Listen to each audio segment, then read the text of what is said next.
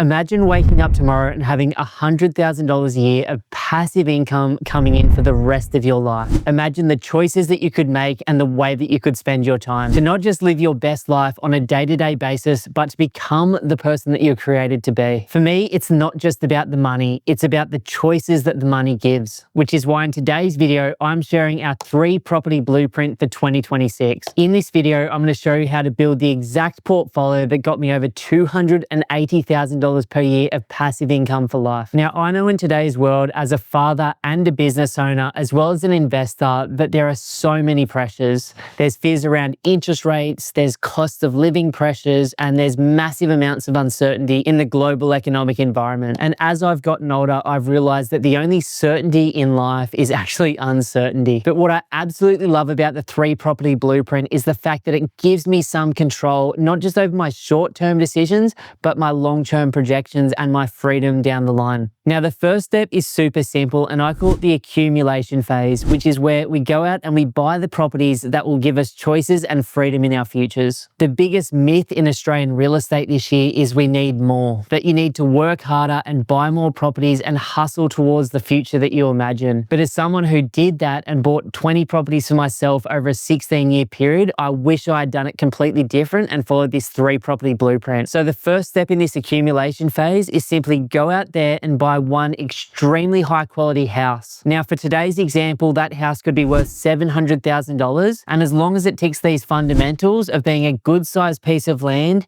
in a capital city or a major regional market, close to the city or close to the beach and in a nice quiet street, I'm happy for you to go buy that wherever works best for you. Now, I'm hoping that this $700,000 property rents for at least $500 per week. Now, for some of you listening to this, you'll be able to go out there and buy that immediately because you're sitting on great equity or a great cash deposit. For others, like me in the past, you might have to save some money before you can go out there and get it. So once you bought this first property, we simply go out there and do the same thing another 2 times. So we go out there and we buy another 2 $700,000 properties that each rent for $500 per week. Now, when I bought my first property at the age of 24 in Sydney, which was a 2-bedroom unit, I highly recommend that if you can avoid the units that you should do so.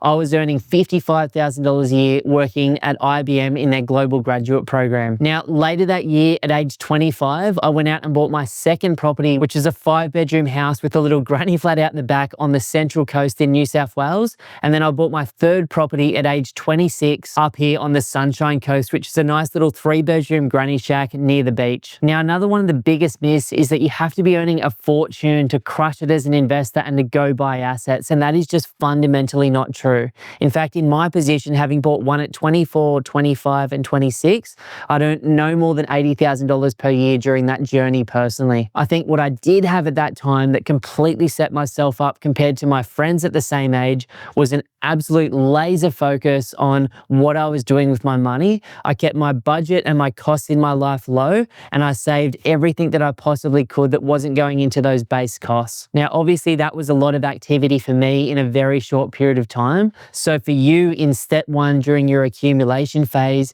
it could take you 5 or 10 years to buy 3 properties, or for other people listening to this, you could have them all set up in the next 12 months. So theoretically, after you've accumulated these 3 properties worth $700K each, you should be sitting on about $2.1 million of property value. And if we look at the weekly rent return on these properties, $500 a week times 3 is equal to $1,500 a week, or $75,000 per year of total income. Now, if we skip step 2 for one moment, which is where the secret sauce of getting this 100 grand a year of passive income really comes into play, and go straight to step 3, which is our choices or our freedom phase. Basically, if we do nothing at all in our lifetimes again as investors, and we simply sit on these 3 properties worth $2.1 million, and they grow by just 5% a year for the next 15 years after you bought them all, you're going to be sitting on $4,365,000 worth of property. On top of this, if we keep the 3 properties and we get that $75,000 25 grand a year of income today. And again, that rent goes up slowly by about 2.5% per year for the next 15 years. We're going to be sitting on $108,000 per year in 15 years' time worth of passive income for life. It really doesn't need to be complicated, and you don't need to go out there and buy 10 properties. 3 will absolutely do to completely set yourself and your children up forever. Now, coming back to step 2, which I call the consolidation phase, which is effectively where we slowly pay off these properties over a 15-year period to have that passive income stream of over 100K coming in for life, I believe is by far the least talked about stage of real estate investing online by far. Now, after buying 20 properties, I found there are 5 simple steps that we as investors in 2026 can follow to safely and consistently pay off these properties over a 15-year period. Now, the first idea that I've been using for the last 16 years is what I call a partner property. But ultimately, all we do with this partner property is once we've got those 3 set up, set and forget, the foundation there, we don't have to look back at them or touch them at all. We go out there and we accumulate 1 or 2 more properties. Now, let's say theoretically that you go out there and you buy one $500,000 property today, which is your partner property, and you hold it for the next 15 years and it goes up by the 5% per annum. That 500K property in 15 years is now worth $1 million.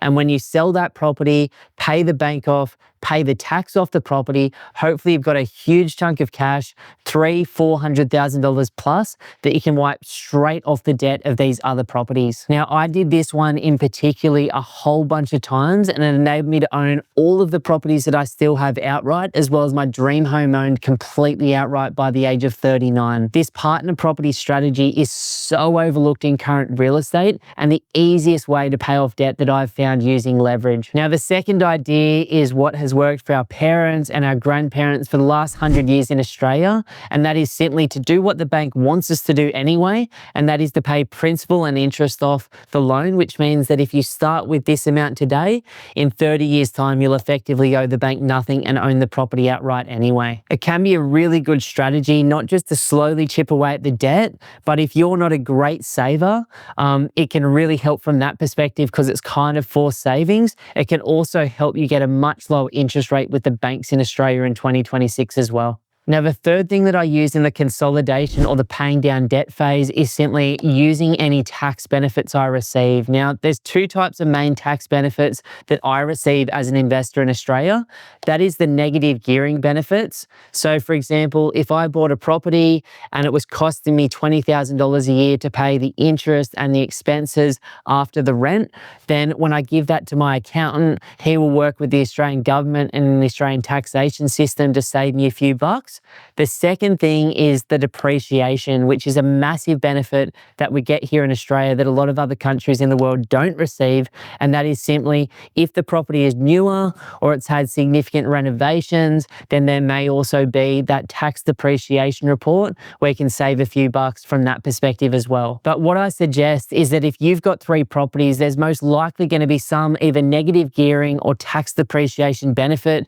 Talk to your accountant about this to learn more about it, and you can effectively use that chunk of cash that you receive. It might be 5 grand, 10 grand, 15 grand each year that you receive back at tax time to go straight to paying off the debt on these properties over the next 15 years as well. Now, the fourth idea is the surplus rent. On the day that you buy these 3 properties, the position that you're in is going to be the worst, hopefully, that you're ever in as an investor. That's because the debt is at the highest level that it's ever going to be at, hopefully, and the rent is at its lowest level. But slowly over time, as you pay off debt and the rent increases, you can use that surplus money or capture that extra income to pay straight off the debt. Now, an example of this was a property that I bought in 2021 for a client in Brisbane. Now, at the time, we paid $700,000 for a property on one of the South Brisbane beaches in Brisbane, and now that property is worth about $1.2 to $1.3 million. On top of that incredible gain over that period, when they first bought the house for $700K using their equity, they owed $700K. But as they've slowly chipped away at the principal over that time, they now owe about $620,000, and the rent started at $500 a week, and now the rent's gone up to $850 per week. So that's the surplus income that I'm talking about capturing. And then once you've got it, paying it straight off the debt instead of spending it and wasting it over time. Now, the fifth idea that I've done very, very successfully myself over the last 16 years is just paying a little bit extra off the properties each week. Now, this can be in one of two ways. You could pay it straight off the home loan if there's a redraw facility so you can get it back in the future.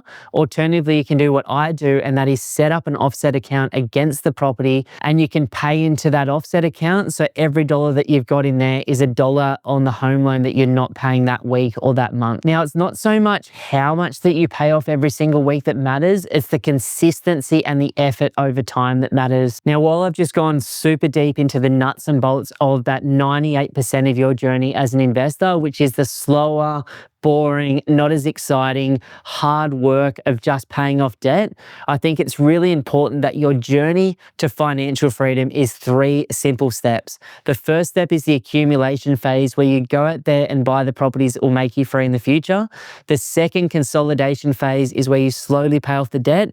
And the third phase is the freedom or choices phase, where I got to by age 39, that enables you to really go, what do I truly want out of my life? What does my future look like? Or what do I really want longer term? But hopefully coming back into this moment and going, what does an ideal day look like for me and the people that I care about? Do I have to work in the way that I'm currently working? Or now that I'm free, can I make any choice in the world that I want to make? Not only does this idea get you to financial freedom, financial peace, and a life filled with choices longer term, but it also ultimately enables you to make better choices in this moment. Now, I didn't wait 16 years to start being financially free. In fact, 8 years ago, I made the decision, once I'd finished that first stage, the accumulation phase of my journey, to cut back work to just 4 days per week. Instead of taking 5 or 6 clients on each week as a buyer's agent, I chose to take on absolutely no more than 3, sometimes 4 new people each week. Instead of constantly pushing and hustling while my kids were on school holidays, I take so much time off during the year, during those school holiday periods, to spend time with the people that I care about.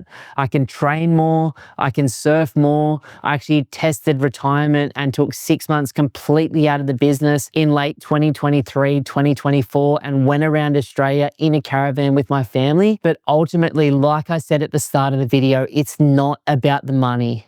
We go into property for one simple reason. It's the safest way to use leverage in Australia to massively increase your returns on investment short term. But once you get to a point down the line where you've made some incredible money, that you've got a big balloon of wealth, then you can decide, what do I really want to do?